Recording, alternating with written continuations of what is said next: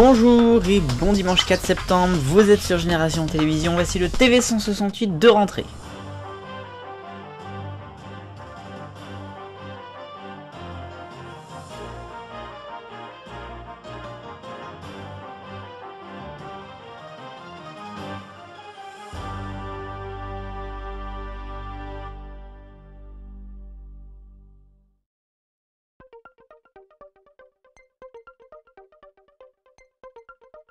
Et à la une du TV 168, 4 ans après, on y retourne. TF1 n'est plus diffusé pour les abonnés du service Canal. Canal+, qui a décidé tout simplement d'arrêter de proposer les chaînes gratuites du groupe. Donc TF1, mais il y a aussi TMC, TFX, TF1 Série Film, LCI et puis par exemple le service MyTF1. Alors c'est un petit problème d'argent bien évidemment, c'est le contrat de diffusion proposé par le groupe TF1 pour Canal qui est selon eux trop cher, qui je cite est en fait déraisonnable, avec une hausse de 50% par rapport au prix du précédent contrat. Alors ça c'est ce que Canal dit. Dans les réalités, c'est pas forcément 50%, c'est peut-être même moins. Mais enfin bon, il y a un conflit, donc Canal+ a décidé de couper la diffusion. Ça va impacter forcément les audiences de TF1 et de ses chaînes. Il y a à peu près 10%, 15% je pense des gens qui le regardent par Canal. Ça peut durer longtemps, on s'en rappelle, il y a 4 ans, il y avait eu pas mal de temps avec les problèmes donc liés aussi à ce dossier. A noter quand même qu'à partir de la semaine prochaine, il y aura notamment l'autorité de la concurrence qui va s'intéresser à la fusion TF1-M6, donc ça peut avoir un impact. On va suivre ça, ce dossier de très très près évidemment.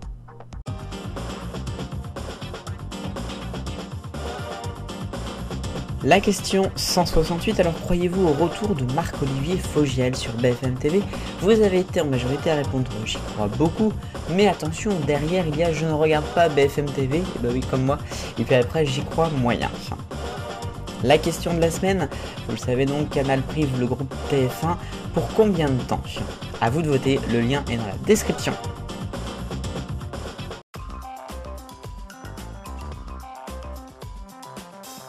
Le Rime Actu, nouvel épisode dans la fusion TF1-M6. Le feuilleton continue avec Bertelsmann, la maison mère, qui a commencé à parler cette semaine. Ils ont, vous savez, le groupe RTL avec donc M6 à l'intérieur. Ils disent qu'il y aurait un impact immense si la fusion ne se faisait pas dans toute l'Europe, dans tout le monde des médias en général. Sinon, vendredi soir, l'Arcom a autorisé la vente de Sister TFX pour Altis. Ça y est, c'est officiel. News maintenant pour la Star Academy qui devrait commencer le 8 ou le 15 octobre prochain. Nous avons eu le nom du directeur du château pendant cette nouvelle saison.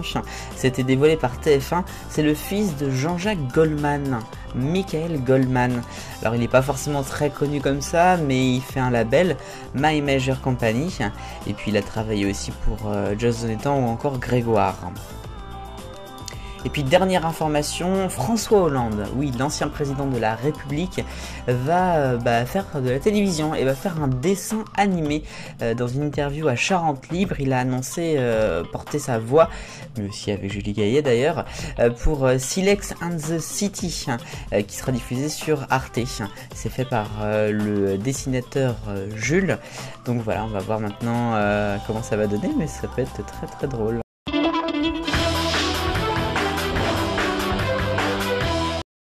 Un petit point rapidement sur des chiffres et des lettres. L'affaire continue avec une bataille judiciaire en perspective pour Ariel et Bertrand qui sont partis sans même pouvoir dire au revoir aux téléspectateurs.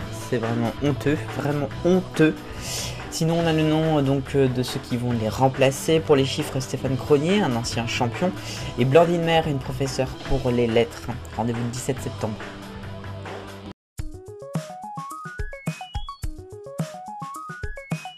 Voici l'arc-en-ciel des audiences. Le rouge c'est pour Masterchef sur France 2 mardi qui est en baisse à 1 500 000 et 8% de part de marché. En orange c'est sur France 3 vendredi soir, c'est Chansons de nos vacances, un prime time à seulement 9% et 1 600 000. Le jaune c'est pour les traîtres, la finale mercredi avec sur M6 1 800 000. Là aussi c'est en baisse en dessous des 2 millions. Le bleu clair et c'est France 5 qui rafle la place des trains, pas comme les autres, avec 1 800 000 énorme carton jeudi. Carton aussi pour Quotidien, qui a fait 1 800 000, là aussi mais en access, avec 9% de part de marché. Mardi soir, je crois qu'il y avait la première ministre qui était invitée. Bleu foncé pour TF1 avec la nouvelle série Vise le cœur jeudi, 4 500 000, 21% de part de marché. Et pour Astrid et Raphaël, c'est le succès sur France 2, vendredi, 5 300 000. Les audiences d'août 2022, TF1 est en tête et en hausse, baisse pour France 2, France 3, c'est normal, il n'y a plus le Tour de France, M6, France 5 en hausse, Arte aussi, et puis à noter la belle hausse de C8. Deuxième page, nous avons une hausse pour RMC Découverte, qui est juste derrière RMC Story, sa sœur, hausse aussi pour TF1 série film Sister, et puis l'équipe, 15e place, bravo. Sinon on a une petite baisse de l'autre côté, enfin baisse en tout cas stabilité pour Gulli, et puis France Info toujours à 0,8, c'est moyen.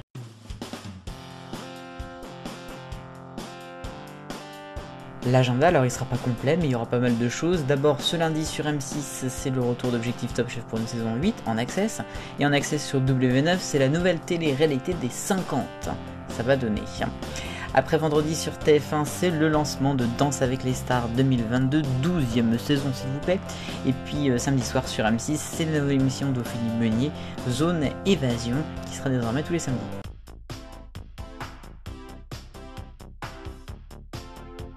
Et enfin, je ne pouvais pas terminer cette émission sans vous parler d'un anniversaire, les 30 ans de France Télévisions.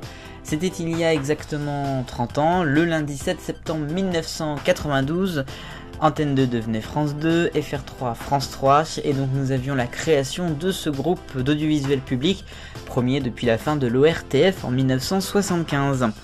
Un groupe qui a beaucoup évolué, on a eu par exemple l'arrivée dans le paquebot, le nouveau siège en 1998, des changements côté habillage aussi, parfois les chaînes se sont plus éloignées du groupe, parfois se sont rapprochées, jusqu'à arriver à la synergie qu'on connaît aujourd'hui, pas plus tard donc qu'il y a une semaine, avec les nouvelles bandes annonces intitulées France TV. Beaucoup d'avenir encore pour France Télévisions et on va le suivre, nous ici.